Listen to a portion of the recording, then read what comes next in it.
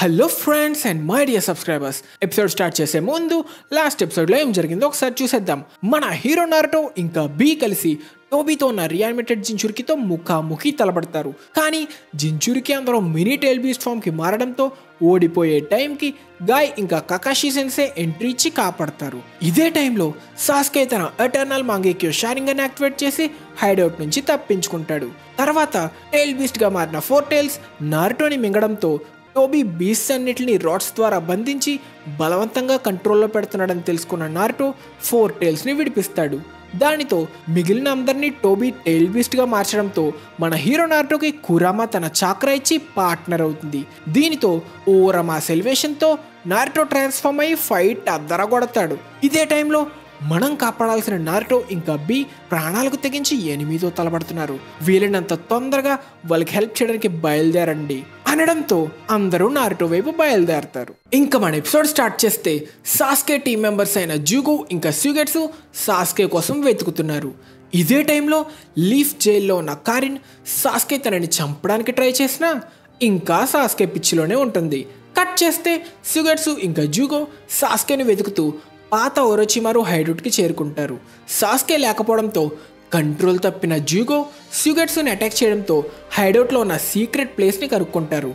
ఈ రూమ్లో ఒక స్క్రోల్ని చూసిన సుగెట్సు దీనితో ఈ వార్ మొత్తాన్ని మార్చేయచ్చు అనుకొని షాక్ అయ్యి దానిని సాస్కేకి గిఫ్ట్లా తీసుకెళ్లడానికి డిసైడ్ అవుతాడు. కట్ చేస్తే హైడౌట్ నుంచి తప్పించుకున్న సాస్కేని జెట్సు చుట్టుముడతారు. నువ్వు ఇక్కడేం చేస్తున్నావు? నేను దాటుకొని వచ్చిన 2 టౌన్స్ ఖాళీగా ఉన్నాయేంటి?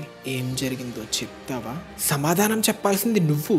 అసలు ఎక్కడెందుకున్నావు? మా ఒరిజినల్కి ఏమైంది? నేను బయట ఉండడం మీకు అంత ఇబ్బంది అయితే నన్ను ఓడించి బంధించండి. అంటే నువ్వు మా ఒరిజినల్ని అని అందరూ అటాక్ చేస్తే సాస్కే తన సుసానో యాక్టివేట్ చేసి అందరినీ ఓడిస్తాడు. ఒక్క జెట్సుని బంధించి తన షారింగన్ గెంజుట్సు ద్వారా కిల్లర్ బీ ఇంకా నారుటో ఉజుమాకిని క్యాప్చర్ చేయడానికి యుద్ధం జరుగుతుందని తెలుసుకొని జెట్సుని చంపుతాడు. నీ కళ్ళకి అలవాటు పడుతున్నా అన్నయ్య, నీ కళ్ళు ఎన్నో దారుణాలు చూసాయి, ఎంతో బాధ ఇంకా భారాన్ని అనుభవించాయి. ఇప్పుడు నేను నీకు ఏం చూపిస్తానో చూడన్నయ్యా. ఇదే టైంలో ఎనిమి రియానిమేషన్ ఆపడానికి కాబుటో వైపుగా వెళ్తున్న ఇటాచిని కూడా మనం చూస్తాం.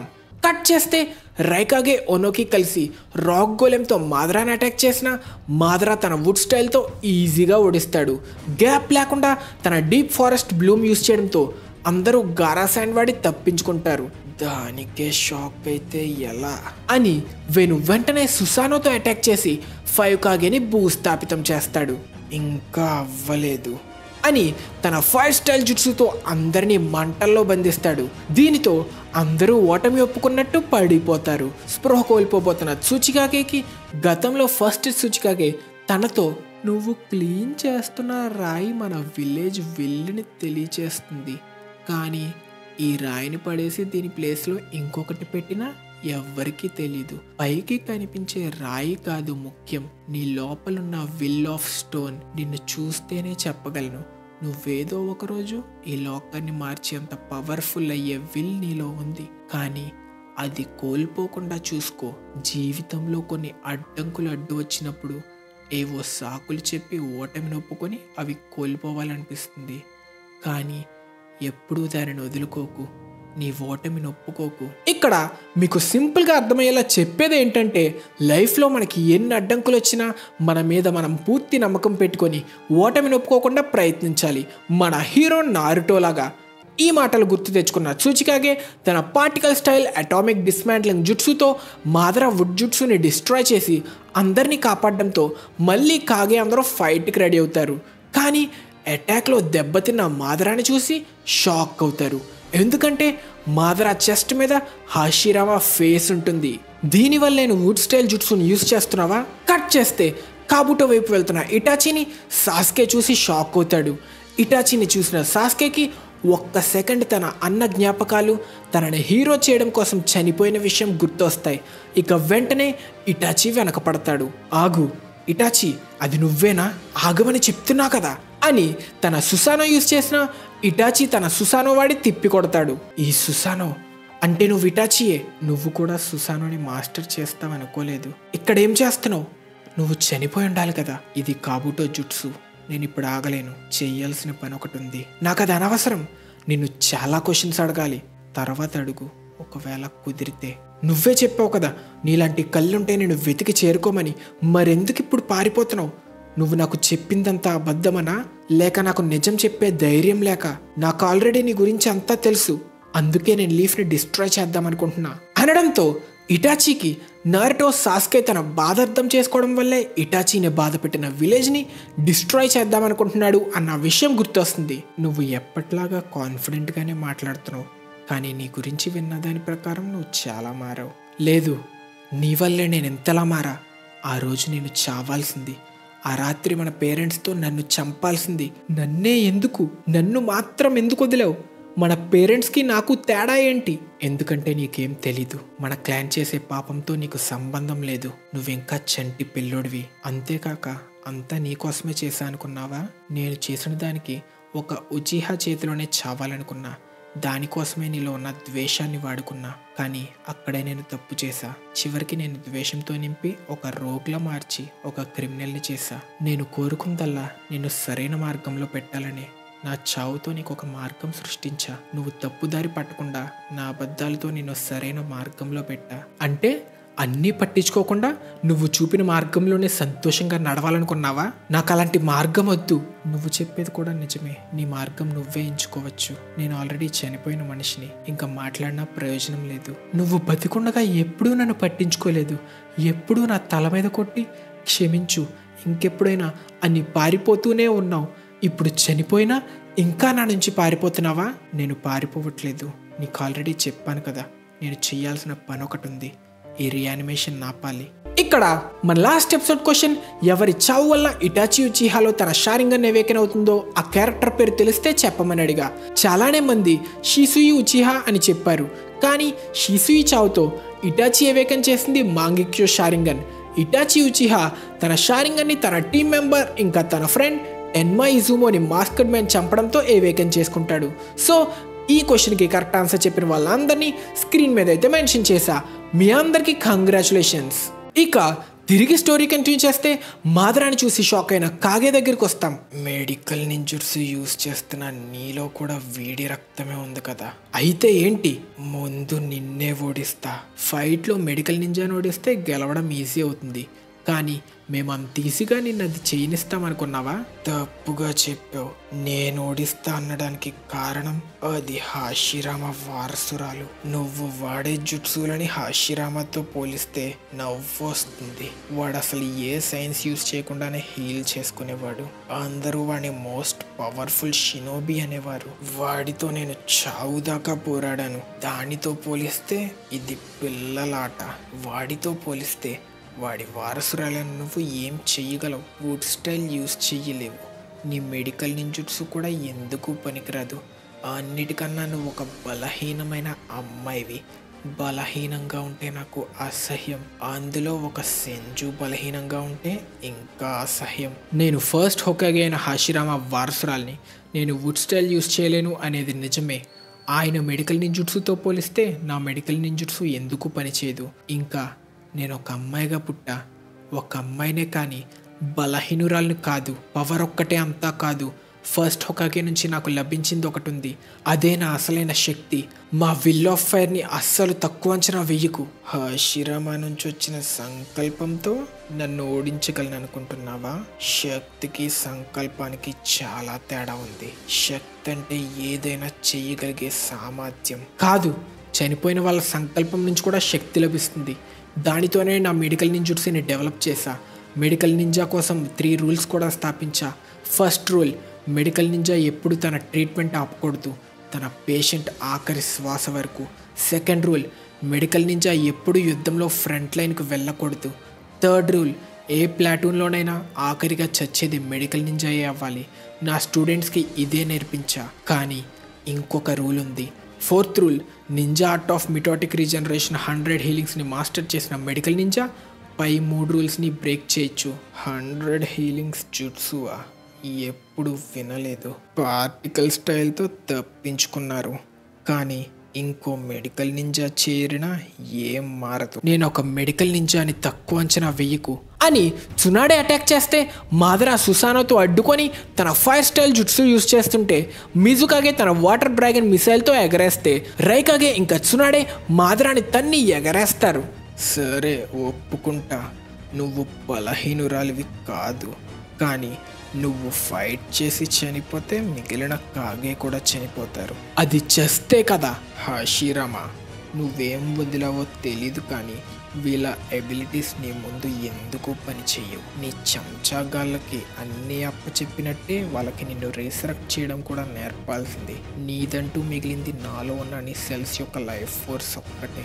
నా చిట్టి తమ్ముడిదంటూ మిగిలింది వాడి కళ్ళ ద్వారా నేను సొంతం చేసుకున్న ఈ శక్తి. నువ్వు చెప్పేది తప్పు, ఒకరికొకరు మనం పాస్ చేసేది ద్వేషం ఒక్కటే అనడంతో త్సునాడే మాదరాని అటాక్ చేసి నీ ద్వేషాన్ని ఇంకా స్ప్రెడ్ చేయకు అంటుండగా వీక్ అయిన మాదరాని గారా తన శాండ్తో సీల్ చేస్తాడు.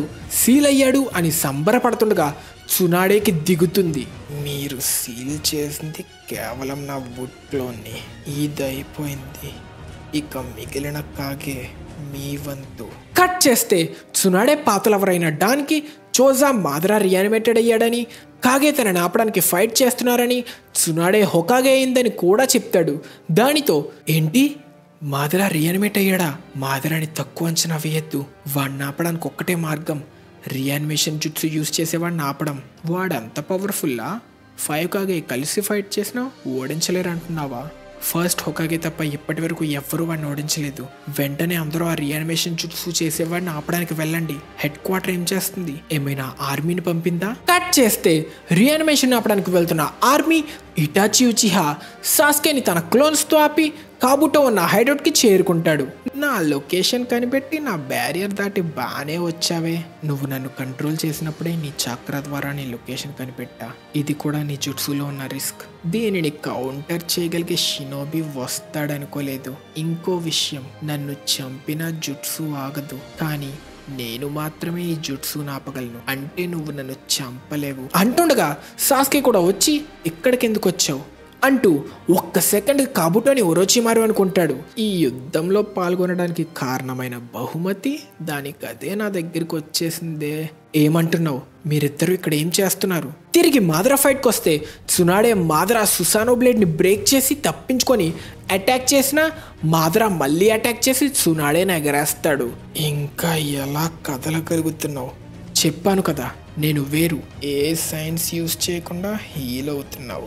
ఇదేనా నువ్వు 4th రూల్లో చెప్పిన జుట్సు అసలైన పవర్? హాషిరామానే గుర్తు చేస్తున్నావు. నీ జుట్సుతో నన్ను ఓడించలేవు. అయితే నా జుట్సుతో నేను ఓడిస్తా అని ఓనోకి అటాక్ చేసిన మాదరా తన రినేగాన్తో అబ్జర్వ్ చేసుకొని, నన్ను ఓడించాలంటే మీ ఫిజికల్ అటాక్తో దారుణమైన డ్యామేజ్ చేసి నన్ను సీల్ చేయాలి. కానీ ఇందాక నా పార్టికల్ స్టైల్ జుట్సు వల్లే నీకు చాలా డ్యామేజ్ జరిగింది కదా. అదా మీకు హాషిరామా ఫేస్ చూపించడానికి కావాలని తప్పించుకోలేదు. మిమ్మల్ని నిరుత్సాహపరచడానికి అలా చేశా, కానీ రివర్స్లో మీలో ఉత్సాహం పెంచింది. అయితే నిన్ను ఒకటి అడగని, మేము 5గురం కలిసి నువ్వు నీ వుడ్లోన్తో సబ్స్టిట్యూట్ చేసి దొంగదాడి చేసేలా చేసామని ఒప్పుకుంటావా? మరి మీ 5గురుంటే నేను ఒక్కడనే కదా. ఇది అన్యాయం అనద్దు. నిజానికి మీ గొప్ప శక్తికి ఇదొక చిన్న పరీక్ష కదా. ఎంతైనా మీరు మాదరా ఉచిహా కదా.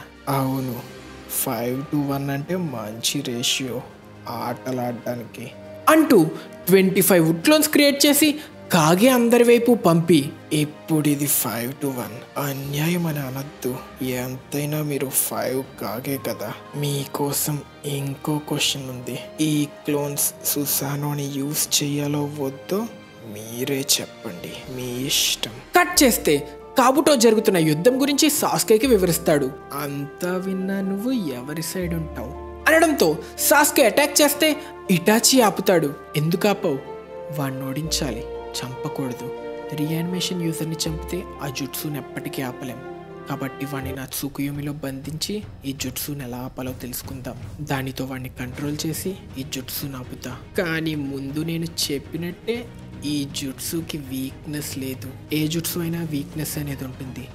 ఈ జుట్సు వీక్నెస్ ఇంకా రిస్క్ నేను రావడమే. ఇటాచి, ఎప్పుడు నాకు అబద్ధాలు చెప్తూ మళ్ళీ తర్వాత అంటూ నా కోసం చచ్చావు, కానీ ఈసారి నీ మాట నిలబెట్టుకో అంటే ఇటాచి ఒప్పుకోవడంతో ఇద్దరూ కలిసి కాబుటోతో తలపడడానికి రెడీ అవుతారు. వెంటనే కాబుటో తన స్నేక్స్తో అటాక్ చేస్తే ఇటాచి తన సుసానోతో బంధిస్తే సాస్కే తన సుసానోతో నరికేస్తాడు. సాస్కే, చెప్పాను కదా మనం వాడిని చంపకూడదు, వాడి దగ్గర ఒరోచిమారు పవర్ ఉన్నట్టుంది, అంత ఈజీగా చావడలే అంటూ సాస్కే డైరెక్ట్గా అటాక్ చేస్తే హుడ్ లోపల కాబుటో స్నేక్స్లా మారి తప్పించుకుంటాడు. ఇక్కడ తన బాడీలో సుగెట్సు కారిన్లా చాలామంది పవర్స్తో పాటు ర్యూచి కేవ్కి వెళ్ళి వైట్ స్నేక్తో ట్రైనింగ్ చేసి అంటుండగా సాస్కే తన ఫుల్ పవర్ సుసానో యారోతో అటాక్ చేసినా తప్పించుకుంటాడు.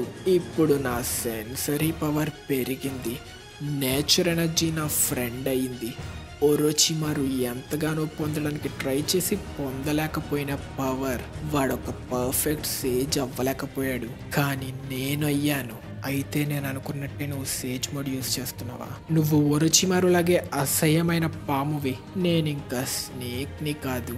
నా పర్ఫెక్ట్ సేజ్ పవర్తో స్నేక్ స్కిన్ని విడిచి ఒక డ్రాగన్లా మారా అంటూ తన వైట్ ఎక్స్ట్రీమ్ అటాక్ యూజ్ చేసి ఒక పెద్ద ఫ్లాష్ ఇంకా దారుణమైన సౌండ్తో సాస్కే ఇంకా ఇటాచిని కదలనట్టు చేస్తాడు. దానితో సాస్కేని అటాక్ చేయడానికి బయలుదేరిన కాబుటోని ఇటాచి తన సుసానోతో కాపాడతాడు. ఇటాచి, నా చాక్రాని సెన్స్ చేయగలిగావా? నీ చాక్రాని నేను సెన్స్ చేయలేదు, నాతో ఉన్న నాగటో సెన్స్ చేయడంతో తెలుసుకున్నా. అంతేకాక ఇప్పుడు నీ టార్గెట్ ఎవరో నాకు తెలుసు, నువ్వు వాడిని అటాక్ చేస్తావని తెలిసే వాడిని కాపాడాను. నిన్ను ఉచిహా క్లాన్ మొత్తం నుంచి వేరు చేసేది నీ విజువల్ పవర్సే. ఎవరినైనా ఇట్టే చదివేస్తావు, అందుకే ఎవరినైనా వెంటనే మోసం చేయగలవు. తన అన్నని అవమానించడంతో కోపం వచ్చిన సాస్కే అటాక్ చేస్తే కాబుటో తప్పించుకుంటాడు.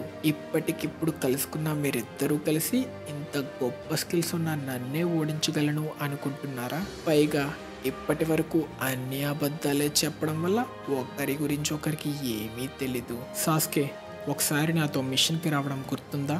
వైల్డ్ బోర్ వేట, అదా? గుర్తుంది అని ఇద్దరు వాళ్ళ సుసానో యాక్టివేట్ చేసి ఫైట్ స్టార్ట్ చేస్తారు.